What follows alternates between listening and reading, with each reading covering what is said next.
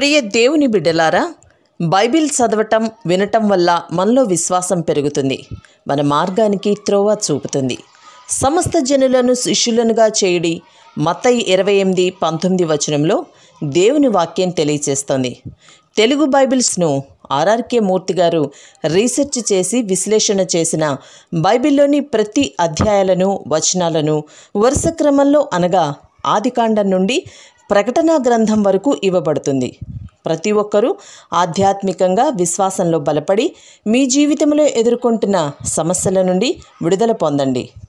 ప్రతి ఒక్కరూ మీ దీవెన టీవీని సబ్స్క్రైబ్ చేసి ఈ వాక్యాన్ని లైక్ చేసి మీ మిత్రులకు బంధువులకు షేర్ చేయండి. దేవుని సువార్తను ప్రకటింపబడుటలో మీరు పాలిభాగస్తులు కండి. ప్రియ దేవుని బిడ్డలారా, మన వాక్య భాగం యోహాను సువార్త 10వ అధ్యాయం 1 నుండి 21 వచనం వరకు శ్రద్ధగా వినండి. గొర్రెల దొడ్డిలో ద్వారమున ప్రవేశింపక వేరొక మార్గమున ఎక్కేవాడు దొంగ, దోచుకునేవాడు అయి ఉన్నాడు.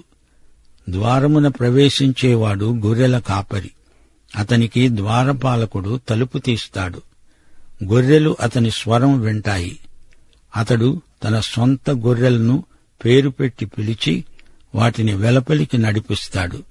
అతడు తన సొంత గొర్రెలను అన్నిటినీ వెలుపలికి నడిపించేటప్పుడెల్లా వాటికి ముందుగా నడుస్తాడు. గొర్రెలు అతని స్వరము ఎరుగును గనుక అతణ్ణి వెంబడిస్తాయి.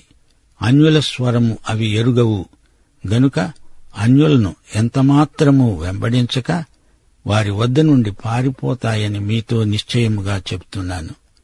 ఈ సాదృశ్యం యేసు వారికి చెప్పాడు కాని ఆయన తమతో చెప్పిన సంగతులు ఎలాంటివో వారు గ్రహించలేదు. కాబట్టి యేసు మరల వారితో అన్నాడు, గొర్రెలు పోయే ద్వారాన్ని నేనే. నాకు ముందు వచ్చిన వారందరూ దొంగలు, దోచుకునేవారు. గొర్రెలు వారి స్వరము వినలేదు. నేనే ద్వారమును.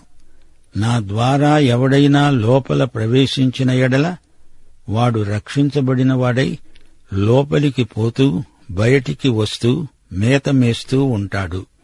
దొంగ దొంగతనము, హత్య, నాశనము చేయడానికి వస్తాడు గాని మరి దేనికి రాడు.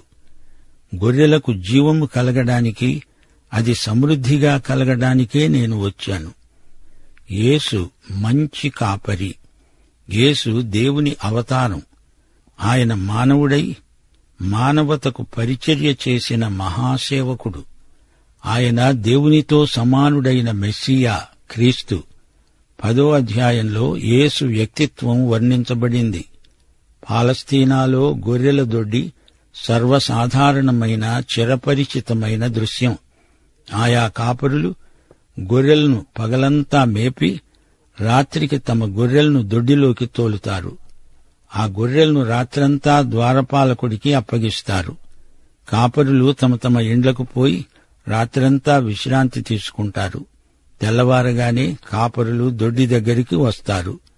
ద్వారపాలకుడు తలుపు తీస్తాడు. వారిని లోపలికి వెళ్లనిస్తాడు. కాపరి ప్రతి ఒక్కడూ తన గొర్రెలను పేరు పెట్టి పిలుస్తాడు. ఎవరి గొర్రెలు వారి దగ్గరికి వస్తాయి. గొర్రెల దొడ్డికి ద్వారము నేనే అన్నాడు యేసు. గొర్రెల దొడ్డి ఇశ్రాయేలు జాతికి సంకేతం. యేసు ద్వారము గుండా వచ్చాడు. సరైన మార్గాన కాకుండా లోపలికి గోడ దూకి వచ్చేవాడు దొంగ, దోపిడీదారు. యేసు సరైన మార్గాన వచ్చాడు. పాత నిబంధన ప్రవచనాలను నెరవేర్చేందుకు కాలము సంపూర్ణమైనప్పుడు ఆయన వచ్చాడు. ధర్మశాస్త్రానుసారమైన నీతి విధిని ఆయన చక్కగా నెరవేర్చినవాడు. గలతీ పత్రిక 4వ అధ్యాయం 4వ వచనం ఇదే మాట అంటోంది. కాలము పరిపూర్ణమైనప్పుడు దేవుడు తన కుమారుణ్ణి పంపాడు. ఆయన స్త్రీయందు పుట్టి ధర్మశాస్త్రమునకు లోబడిన వాడయ్యాడు. దావీదు గోత్రంలో పుట్టాడు. లూకాసు వార్త 1వ అధ్యాయం 32వ వచనం. మీకా గ్రంథం 5వ అధ్యాయం 2వ వచనం ప్రవచనం ప్రకారమే ఆయన బెత్లెహేములో పుట్టాడు. ప్రవచనానుసారంగానే ఆయన కన్యకకు జన్మించాడు. యెషయా గ్రంథం 7వ అధ్యాయం 14వ వచనం. యెషయా 11వ అధ్యాయం 1వ వచనం. యెషయి ముద్దు నుండి పుట్టిన చిగురు. యేసు వచ్చేటప్పటికి దావీదు వంశం గత వైభవాన్ని కోల్పోయింది. దావీదు వంశీకులు మామూలు కాపరులయ్యారు. యెషయి బెత్లెహేములో ఒక సాధారణమైన రైతు కాపరి. అతని కుమారుడైన దావీదు రాజుగా అభిషేకించబడ్డాడు. అప్పుడది రాజవంశమైంది. యేసు ప్రభువును యెషయి ముద్దు నుండి పుట్టిన చిగురు అన్నారు. యేసు ప్రభువు ఒక వడ్రంగిగా, కార్మికుడుగా పనిచేశాడు. ప్రవచనాలు ఏ విధంగా నెరవేరాయో గమనిస్తే ఆశ్చర్యం కలుగుతుంది. ఈయన మెస్సీయా, యేసుక్రీస్తు. ఈయన ఇశ్రాయేలు దొడ్డిలోకి ద్వారం గుండానే ప్రవేశించాడు. మిగతా ఎవరికీ ఈ హక్కు లేదు. మరెవ్వరికీ ద్వారపాలకుడు తలుపు తీయడు. గోడదూకి వచ్చేవాడు దొంగ, దోపిడి దొంగ, హంతకుడు. 9వ అధ్యాయంలో పుట్టుగుడ్డివానికి కనువిప్పు కలిగింది. వాణ్ణి మతసభ వెలివేసింది. మతనాయకులు యేసును తిరస్కరిస్తున్నారు, నిరాకరిస్తున్నారు. ఇప్పుడు వారు యేసు అధికారాన్ని సవాలు చేస్తున్నారు. మేము గుడ్డివారిమనుకున్నావా అంటూ యేసుకు ఎదురు ప్రశ్న వేశారు. వారు గుడ్డివారే అని ప్రభువు స్పష్టం చేశాడు. 10వ అధ్యాయంలో యేసు తన అధికారాన్ని నిరూపిస్తున్నాడు. ఇశ్రాయేలు గొర్రెల దొడ్డి, యేసు గొర్రెలకు మంచి కాపరి. ద్వారపాలకుడు ఆయనకు తలుపు తీస్తాడు. ఈ ద్వారపాలకుడెవరు? ద్వారపాలకుడు పరిశుద్ధాత్మ. పరిశుద్ధాత్మ ఆయన మీద ఉన్నాడు. ఆయన చెప్పింది, చేసింది అంతా పరిశుద్ధాత్మ శక్తి. పరిశుద్ధాత్మ ఈ గొర్రెల చెవులు తెరుస్తాడు. అవి కాపరి స్వరం వింటాయి. ఆయన పిలిస్తే గొర్రెలు పలుకుతాయి. మతనాయకులు ఆత్మరీతిగా గుడ్డివారు, చెవిటివారు. ఆయన గొర్రెలైతే ఆయన శబ్దం వింటారు. గొర్రెలను ఆయన పేరు పెట్టి పిలుస్తాడు. గుడ్డివానికి కనువిప్పు కలిగినప్పుడు వాడు యేసును గుర్తించగలిగాడు. ఆయన స్వరం వినగలిగాడు. ఆయన రక్షకుడు అని చూడగలిగాడు. సీమోనును పిలిచి అతనికి పేతురు అని యేసు పేరు పెట్టాడు. పేతురు అంటే రాయి అని అర్థం. యెరికోలో ఒక మేడి చెట్టు కింద నిలిచి జక్కయ్యా అని పేరెత్తి పిలిచాడు. యేసు మంచి కాపరి. ఆయన తన గొర్రెలను పేరు పెట్టి మరీ పిలుస్తాడు. సంఘం ఎత్తబడేటప్పుడు యేసు తన వారినందరినీ ఒక్కరినీ విడువకుండా ప్రతి ఒక్కరినీ పిలుస్తాడు. అందరి పేర్లు ఆయన పలుకుతాడు. వ్యక్తిగతంగా ప్రతి ఒక్కరి పేరు ఆయనకు జ్ఞాపకమే. నీవు ఇప్పుడు ఆయన గొర్రెవైతే రేపు ఆయన నీ పేరు పిలుస్తాడు. గొర్రెల దొడ్డి నుండి ఆయన తన గొర్రెలను బయటికి నడుపుతాడు. యూద మత వ్యవస్థ నుండి వెలుపలికి నడిపిస్తాడు. మతనాయకులు చూపు పొందిన గుడ్డివాణ్ణి వెలివేశారు.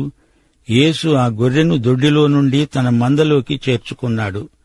పాలస్తీనాలో గొర్రెల దొడ్లు ఎలా ఉంటాయని అడుగుతారా? అన్ని గొర్రెలు రాత్రిపూట ఒకే దొడ్డిలో ఉంటాయి. ఉదయం కాపరులు వచ్చి ఎవరి గొర్రెలను వారు ప్రత్యేకించుకొని వాటిని నడిపించుకు వెడతారు. కాపరి తన గొర్రెను పిలుస్తాడు.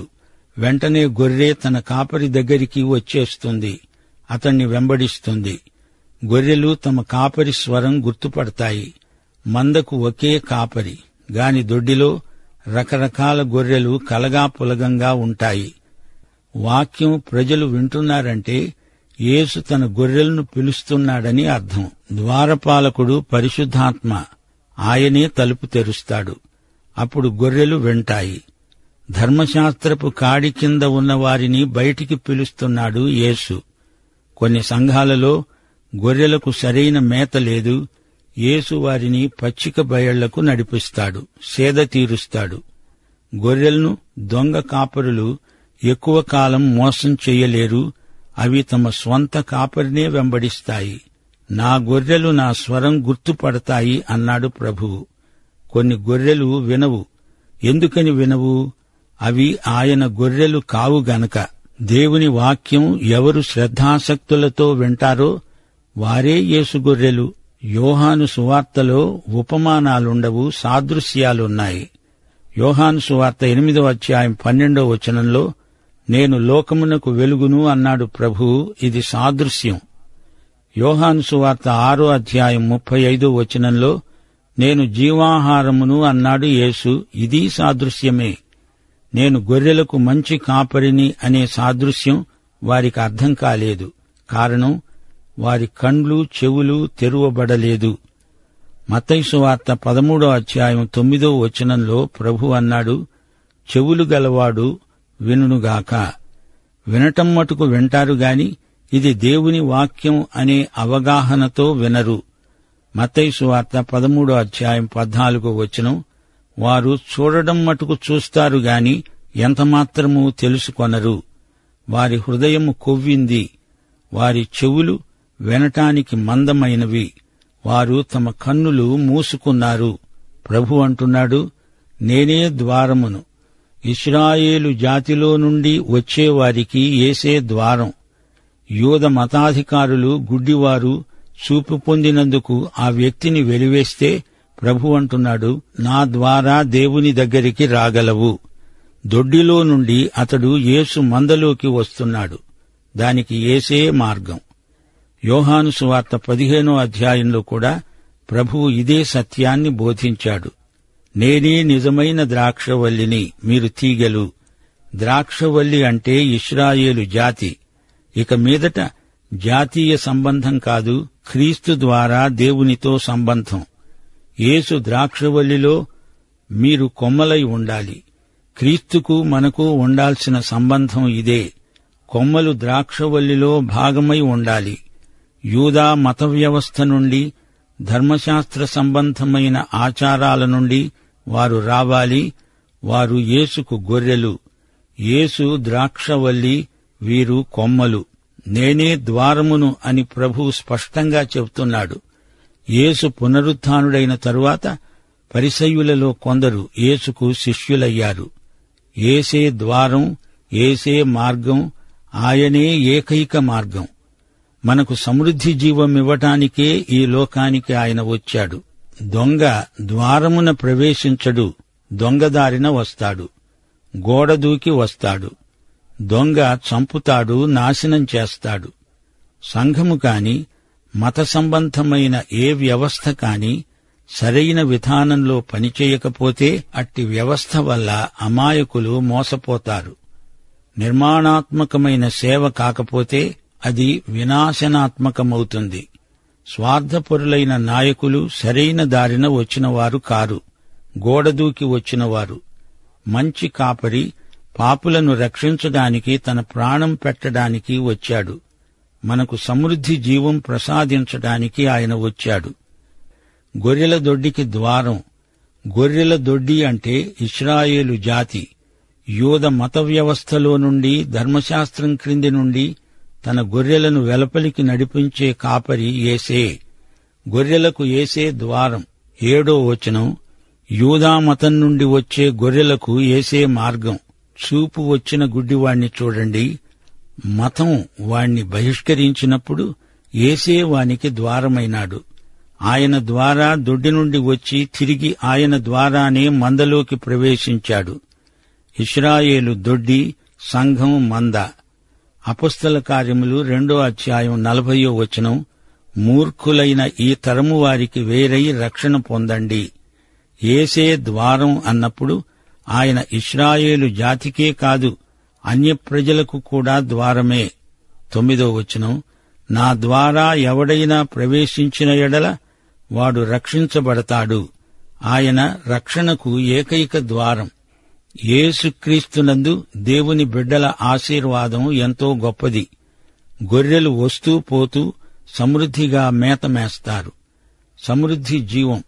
వారు స్వేచ్ఛాజీవులు, వారికి ఎదురు లేదు. 11 నుండి నేను గొర్రెలకు మంచి కాపరిని. మంచి కాపరి గొర్రెల కొరకు తన ప్రాణం పెడతాడు.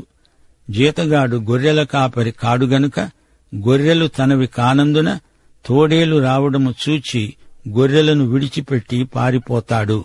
తోడేలు ఆ గొర్రెలను పట్టి చెదరగొడుతుంది. జీతగాడు జీతగాడే గనుక గొర్రెలను గూర్చి లక్ష్యము చేయక పారిపోతాడు. నేను గొర్రెలకు మంచి కాపరిని. తండ్రి నన్ను ఏలాగున ఎరుగునో, నేను తండ్రిని ఏలాగు ఎరుగుదునో, అలాగే నేను నా గొర్రెలను ఎరుగుదును.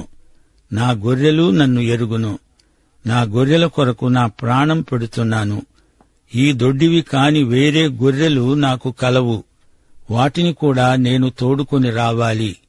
అవి నా స్వరము వింటాయి. అప్పుడు మంద ఒక్కటి, గొర్రెల కాపరి ఒక్కడు అవుతారు. నేను దానిని మరల తీసుకునేటట్లు నా ప్రాణం పెడుతున్నాను. ఇందువలననే నా తండ్రి నన్ను ప్రేమిస్తున్నాడు. ఎవడూ నా ప్రాణం తీసుకోడు.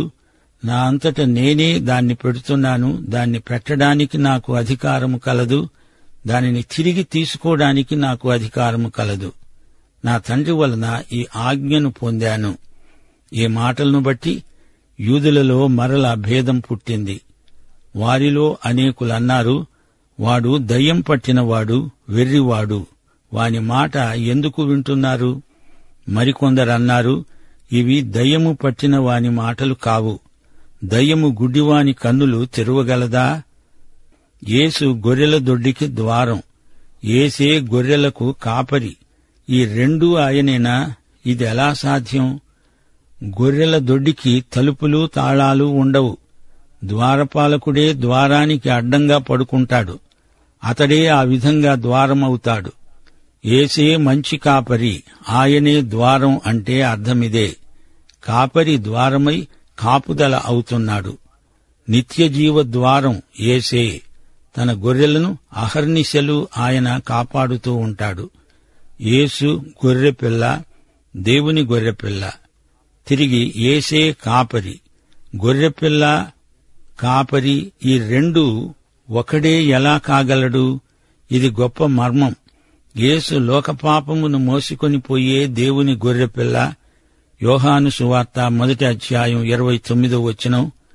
మానవులమైన మనతో సంయుక్తపరచుకొని ఆయన గొర్రెపిల్ల అయ్యాడు. చనిపోయి తిరిగి లేచి రక్షించబడిన గొర్రెలకు తాను కాపరి అయ్యాడు.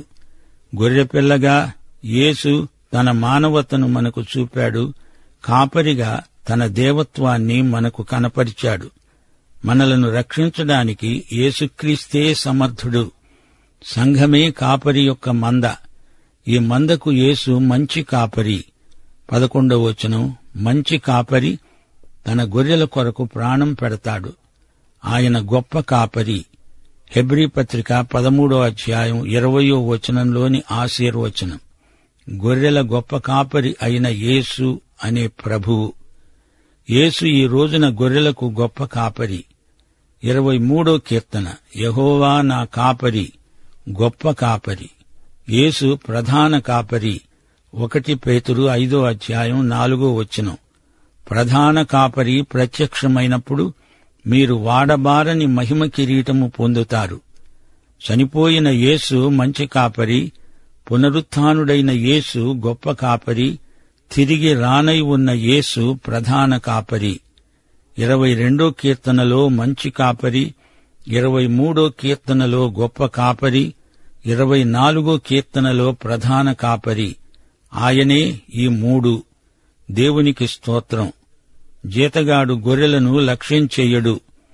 కొందరు పెద్ద సంస్థలకు నాయకులున్నారు. వారు తమను వెంబడించే వారికి శాశ్వతమైన ఉపకారమేదీ చెయ్యలేకపోతున్నారు. విమత సిద్ధాంతాలను బోధించేవారు తమను అనుసరించే వారిని తమ స్వార్థానికి బలిపెడతారు. తాము ఐశ్వర్యవంతులవుతారు. అయితే మంచి కాపరి తన గొర్రెల కోసం తన రక్తం కార్చాడు, తన ప్రాణం పెట్టాడు, శిలువ మీద బలియాగమైపోయాడు. ఆయన గొప్ప కాపరి అయి తన గొర్రెలను కాపాడుతున్నాడు. యేసు తన గొర్రెలను ఎరుగును, ఆయన గొర్రెలు ఆయన్ను ఎరుగును. ఆయనను ఎరుగుదుము అంటే ఆయనను ప్రేమిస్తున్నాము. ఫిలిప్పీ పత్రిక 3వ అధ్యాయం 10వ వచనంలో పౌలు అన్నాడు, ఆయనను ఆయన పునరుత్థాన బలమును ఎరిగి ఉండే నిమిత్తము నేను సమస్తమును నష్టపరుచుకొని వాటిని పెంటతో సమానముగా ఎంచుకుంటున్నాను. యెహెజ్కేలు 34వ అధ్యాయంలో కాపరులను గురించి ప్రవక్త ఎన్నో సత్యాలను ప్రబోధించాడు. దేవుని బిడ్డలు మత సంబంధమైన వాగ్వివాదాలతో కాలయాపన చెయ్యకూడదు, వాటిలో తలదూర్చకూడదు. ప్రియనేస్తం, నీవు నీ కాపరి స్వరం వింటున్నావా? ఆయనను వ్యక్తిగతంగా ఎరుగుదువా? దావీదు కాపరిగా ఉన్నప్పుడు తన గొర్రెలను ఎలుగుబంటి సింహము బారి నుండి తప్పించడానికి సాహసంతో పోరాడాడు. యేసు మన కాపరిగా మనల్ని రక్షించడానికి తన రక్తం ధారపోశాడు. యేసుక్రీస్తు దావీదు కుమారుడు, దావీదుకు ఆయనే దేవుడు. ఇశ్రాయేలు దొడ్డికి చెందని వేరే గొర్రెలను కూడా తేవాలి అన్నాడు ప్రభువు. మంద ఒక్కటే, అందులో ఇశ్రాయేలీయులు ఇతరులు అందరూ ఉన్నారు. మంచి కాపరి యేసు మన కోసం ప్రాణం పెట్టాడు. అందుకే దేవుడు తన కుమారుణ్ణి అంతగా ప్రేమించాడు. ఆయన స్వచ్ఛందంగా శిలువ మరణానికి తనను తాను అప్పగించుకున్నాడు. యేసు శిలువ వేత రోమా ప్రభుత్వానికి, యూదమతానికి తీర్పు తీర్చింది. అంతేకాదు, నీకు నాకు సర్వమానవతకు అదొక గొప్ప తీర్పు. ఆయనే మన విశ్వాసమునకు కర్త, దానిని కొనసాగించేవాడు. శ్రోతలు, ఆయన వైపు చూడండి. ఆయన గొర్రెలు కానివారు ఆయనను అపార్థం చేసుకుంటారు. ఆయన గొర్రెలు ఆయనను మహిమపరుస్తాయి. దేవుడు నిన్ను సమృద్ధిగా దీవించునుగాక. ఆమేన్.